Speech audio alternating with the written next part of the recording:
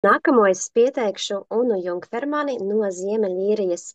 Es viņu iepazinu šī gada martā caur savu klienti, kura dzīvo Vācijā. Viņas ir draudzenes. Un tad, kad Sandra uzzināja par to, ka Una ir nonākusi rollerī, faktiski ratiņkrēslā un ļoti strauji pasliktinājies veselības stāvoklis, ka viņa nevar vairs iet. Ja pirms 2 gadiem viņa kāpa kalnos, tad šogad viņa vairs nevar. Viņa ar rollerīti pārvietojās vai ar to staigulīti, lai varētu nonākt no vienas istabas uz otru. Un, jā, Una padalīsies vairāk, kas tieši kādas tās problēmas ir bijušas un kādi panākumi tagad jau šo dažu mēnešu laikā ir viņu tā kā iepriecinājuši, kas ir pamainījies, kas ir uzlabojies. Lūdzu, Una. Mani sauc Una, kā jau Dācis teica, un dzīvoju es šobrīd Ziemeļīrijā. Nu jā, manas problēmas tā bija vesela buķete. Nu, ir jau arī, es kādreiz ārstiem teicu, ka vieglāk uzrakstīt ir, kas man nav, nevis kas man ir.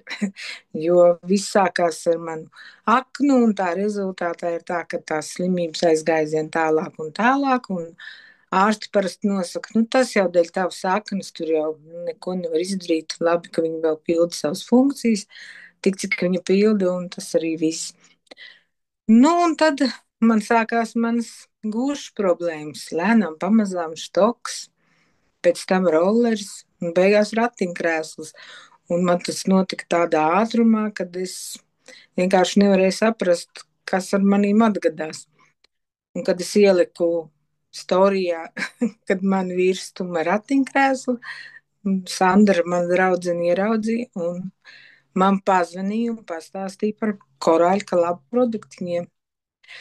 Nu, es viņā ieklausījos un sāku iziet organismu attīrīšanu, jo iepazinos ar Daci. Un mani pirmie uzlabojumi, izējot organismu attīrīšanu, radās jau ļoti ātri. Pat pirmajā nedēļā man bija pazudusi mana rūgtā mute, kas man bija gadiem jau vienmēr no rīta un balta aplikusi mēle.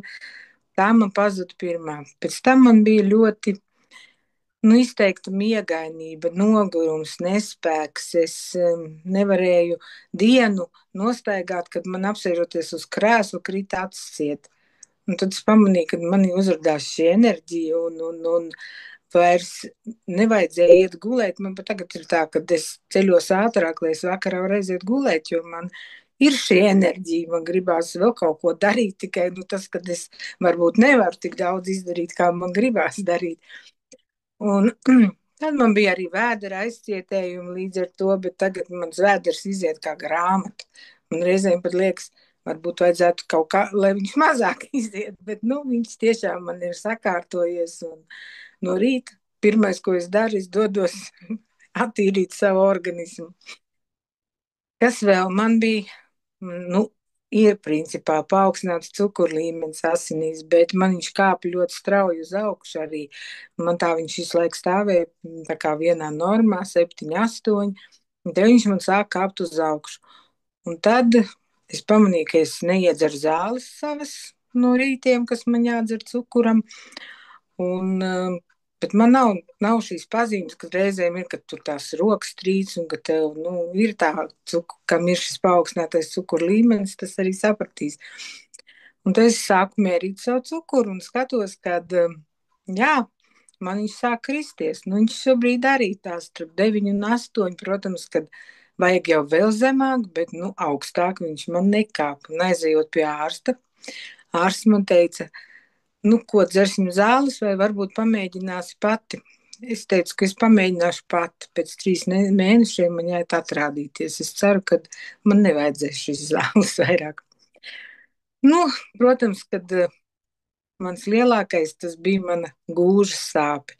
Tā sākās pavisam negaidīti un aizgāja līdz ceļsāpiem un kaulu krakšķēšanu no rītiem. Tas bija kaut kas ļoti briesmīgs. Es pat gāju, kad staigāju pa mājām ar savu rolleri. Man pat citi teica, tu jau nāc kā robots. Sevis dzirdēju un citi jau dzirdēju šo manu sajūtu. Un tad es pat nepamanīju, kad es vairs nekrakšķu. Man nekrakšķēja kauli un man ļoti uzlabojās tas, kad es varu nostāvēt uz divām kājām jau kādu laiciņu. Tā es nevarēju absolūti nemaz uz tās kājas atspiesties. Bet šobrīd, un arī zāles pretsāpju, es dzēru ļoti daudz, bet nu jau kādus 2 mēnešus es viņas vairs gandrīz nelietoju. Nu šomēnes es vispār neesmu dzērusi nevienu pretsāpju tableti. Es varu iekāpt savā gultā pati, pacelt kāju un staigāt jau ilgāk. Nu, protams, kad viss tas vēl ir ļoti tāls ceļš ejams un daudz kas ir darāms un ir kritumi un atkal cēlumi, bet es nepadodos un eju. Un man vienmēr līdzās ir Dace, kas vienmēr uzmundrina un palīdz sakārtot, ko man atkal tālāk lietot. Arī tūsks man parādījās ļoti liels tūsks, kas lēnām pamazām krītās.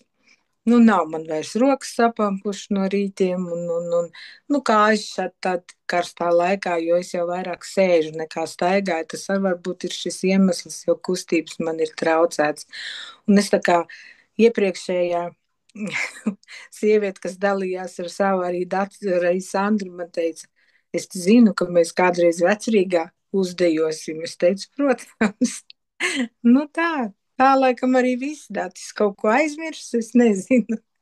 Pagaidām tas tā un ceļš ir tāls. Paldies manai mentorītei Dacei, kad viņa vienmēr ir kopā ar mani.